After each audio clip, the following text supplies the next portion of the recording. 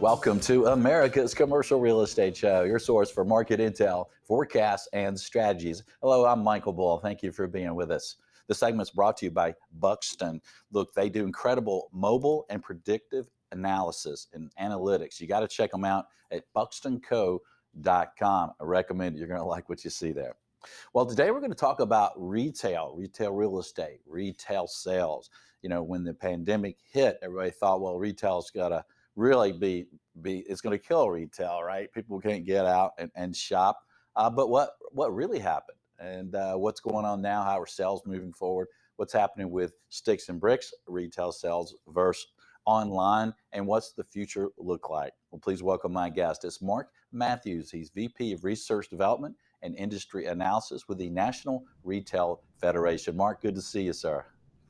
Thank you very much. Pleasure to be here, Michael. Well, Mark, here we are. It's the end of the year. A lot of people have already finished their Christmas shopping and holiday shopping.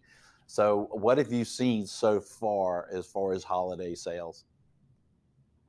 So, we've seen pretty strong numbers, and the important thing to understand here is that we've seen a change in the way that people shop over the last few years. So it used to be that, Black Friday was huge, and Black Friday would kick off the holiday season. We're seeing people shop much, much earlier.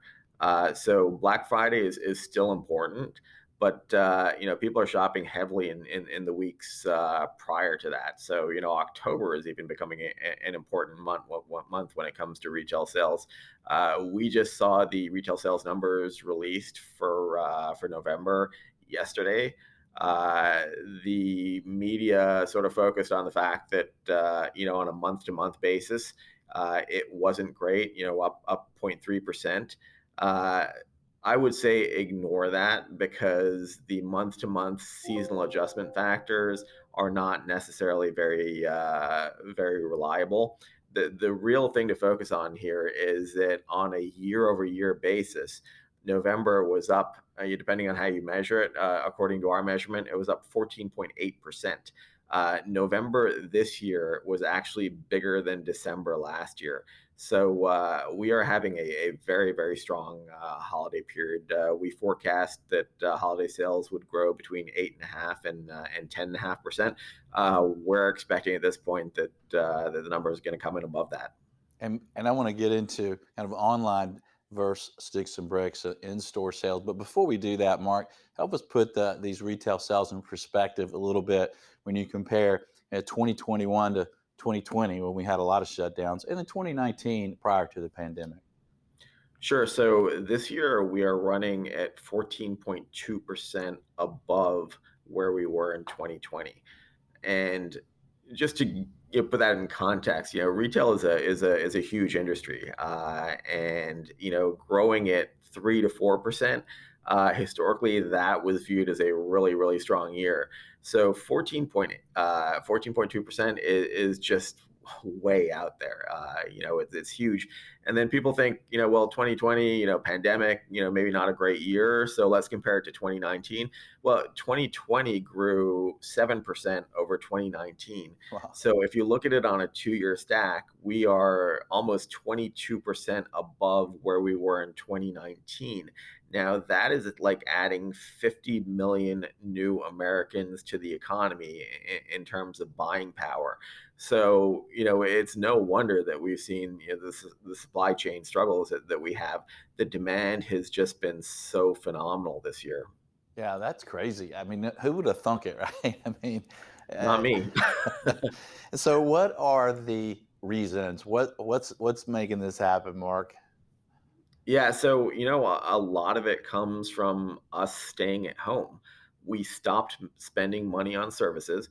We stopped, going on holidays. We stopped spending money on commuting. We weren't going to restaurants. We weren't going to movie theaters or theme parks. So what we saw was a $1 trillion shift away from services and into retail. So that's really in part what's been driving this. Now, you would have to layer on top of that the government stimulus as well. The estimates are somewhere between 1.4 to 1.6 trillion dollars went into the pockets of Americans. So if you look at household net worth, disposable income, all these measures are off the charts. The consumer is in a very strong position right now. Yeah, and that's some maybe to some people a little surprising. Seems like there's haves and have-nots with this pandemic. And let's talk about consumer confidence. Mark, what do you see there? I mean, obviously, Americans have most of us have seen really big increases in our home values. Is that one of the things that makes us more confident to go spend money? It certainly helps, and the value of our stock portfolios.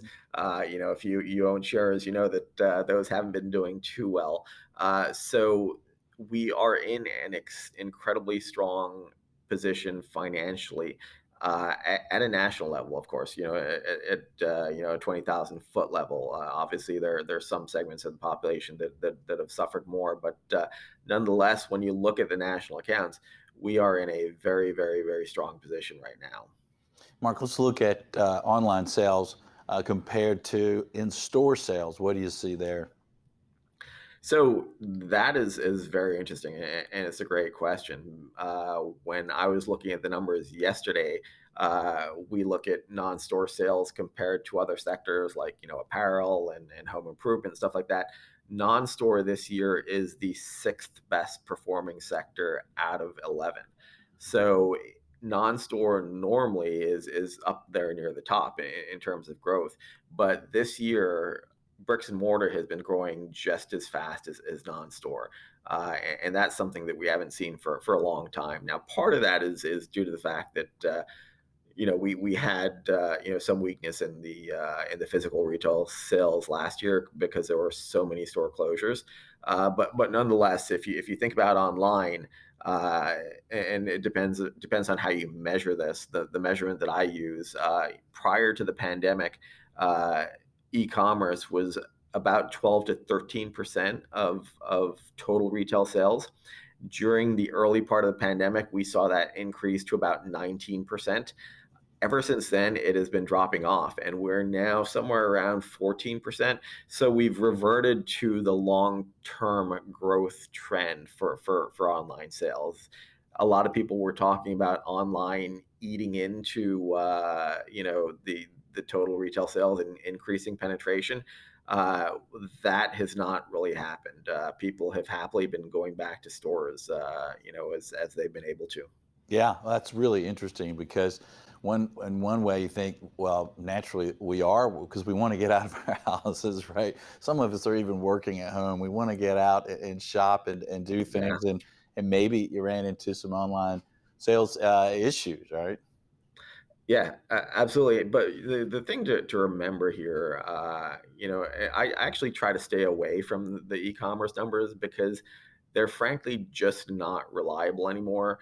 Because if you are buying online and picking up in store or doing curbside pickup, which is one of the fastest growing areas of transactions in retail, one company might consider a buy online pickup store transaction to be an online transaction.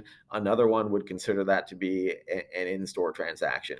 So the data itself isn't all that reliable. And the important thing to understand is the store is maintaining a very, very integral role in retail sales.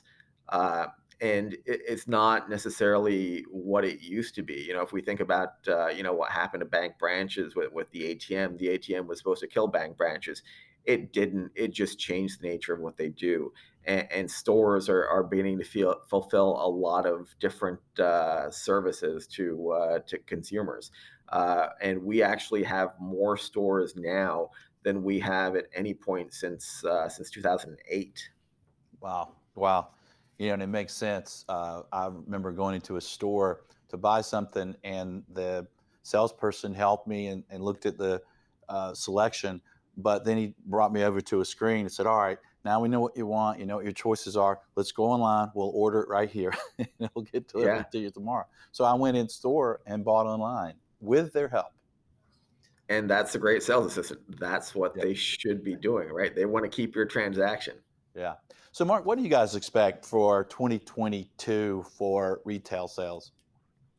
Well, if we look at the things that really help retail sales, the strength of the consumer, the momentum that we have in terms of retail buying, everything looks pretty positive right now. The challenge is going to be that 2021 every month is going to be a difficult comp because the numbers have been so big. So while we'd expect, continued strong growth in the retail space, one of the reasons that we expect that is because we don't see an automatic shift back to spending in services. In areas like grocery at home, we are seeing that maintain itself at a higher level. So while we've seen mobility increase and we've seen people go back and go to restaurants, the interesting thing about the pandemic is that a lot of people got comfortable cooking at home. A lot of people cook better, and a lot of people feel better about cooking at home. They feel that they're eating healthier food.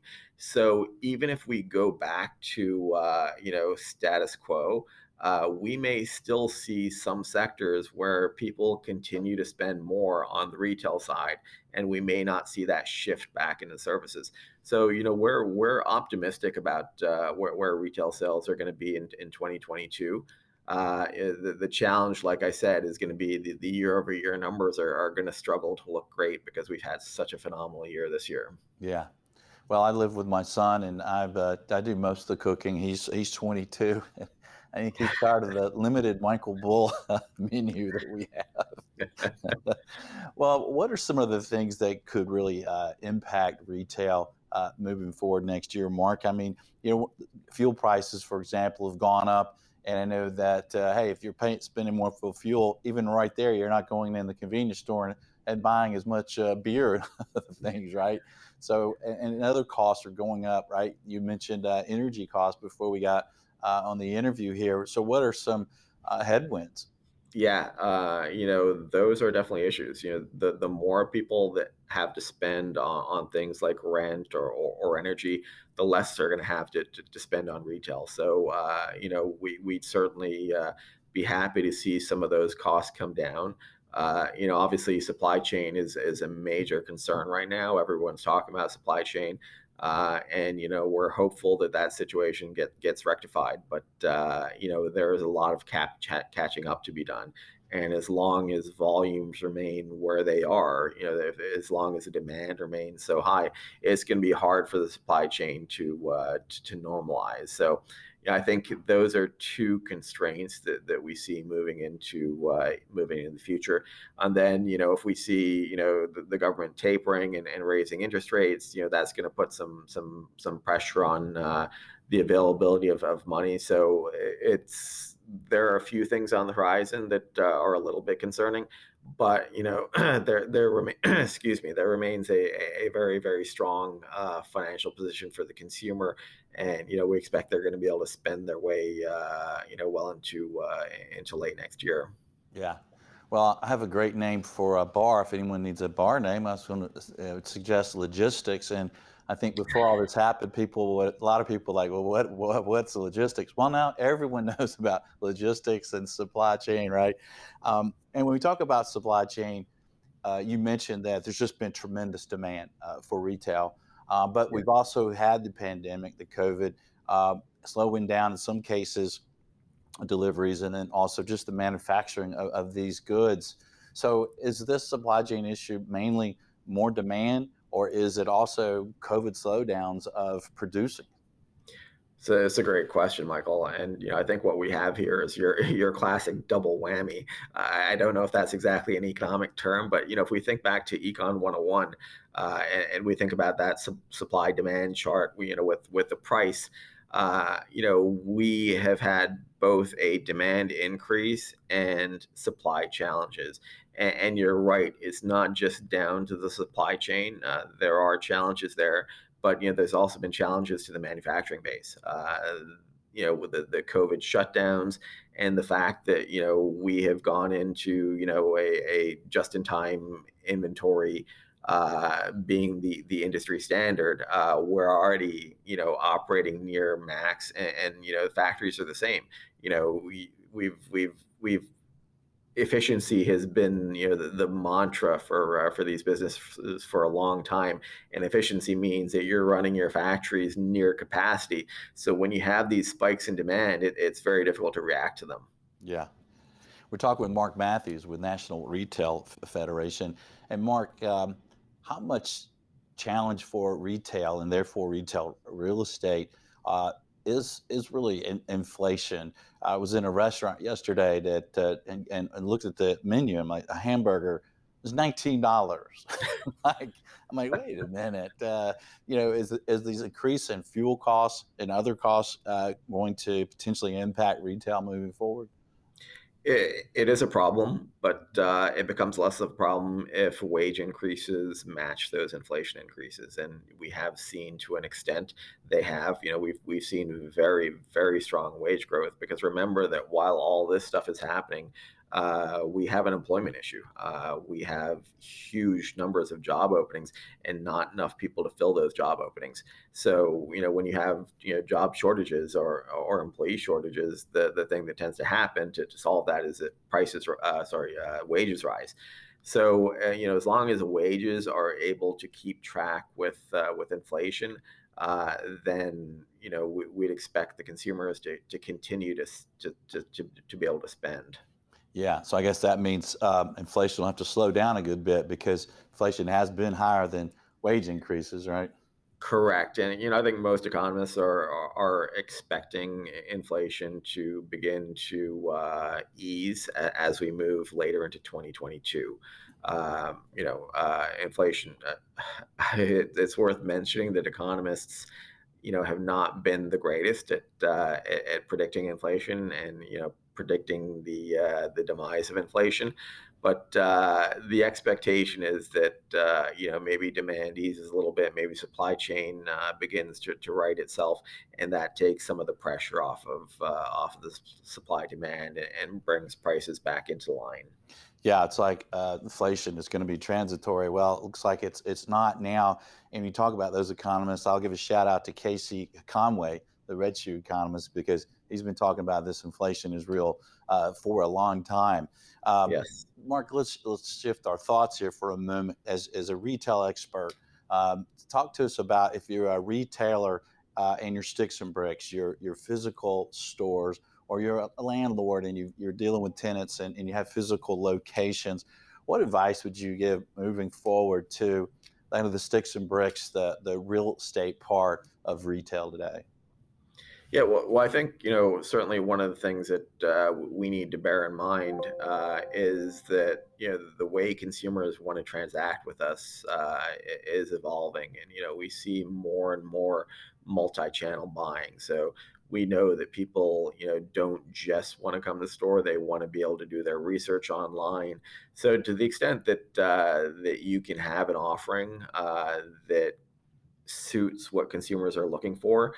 And that changes, on a daily basis. I may want to buy something online today, but tomorrow I may want to go pick up something in the store. So, retailers' ability to offer a range of transactional modalities is really important moving forward. Yeah. Okay. Well, Mark, last final word here. What would you leave our audience with to think about for retail in 2022? Well, yeah, I think things look incredibly positive. The most recent store count numbers came out. We are at the highest level since 2008. So it's looking very very positive. On the bankruptcy front, we haven't seen as many bankruptcies as we have in 2019. So as long as consumers continue to remain in a strong position, we're pretty bullish on where things are headed in 2022. Excellent. Well, that's good to hear. I can do the Snoopy dance for through the holidays and New Year's. Mark, thank you for joining us, sir. My pleasure. All right. Have a If you'd good like one. more information from Mark and the National Retail Association, their website is nrf.com. And thank you for being with us. I hope you have a great holiday season, a happy new year. Thanks for sharing the show. Thanks for connecting with us. Until next time, be sure that you always lead, learn, and laugh. And join us for America's Commercial Real Estate Show.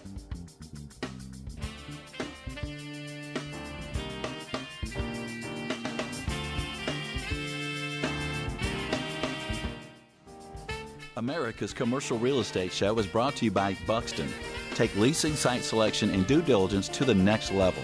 Make the right decisions with on-demand mobile data. Visit buxtonco.com. By Bull Realty. For proven commercial real estate asset and occupancy solutions, contact me. My email is michael@bullrealty.com. By Commercial Agent Success. Expert level commercial real estate broker training. Cloud Access 1 up to 21 one-hour videos. Visit commercialagentsuccess.com. Thank you for reviewing, subscribing, and sharing America's Commercial Real Estate Show.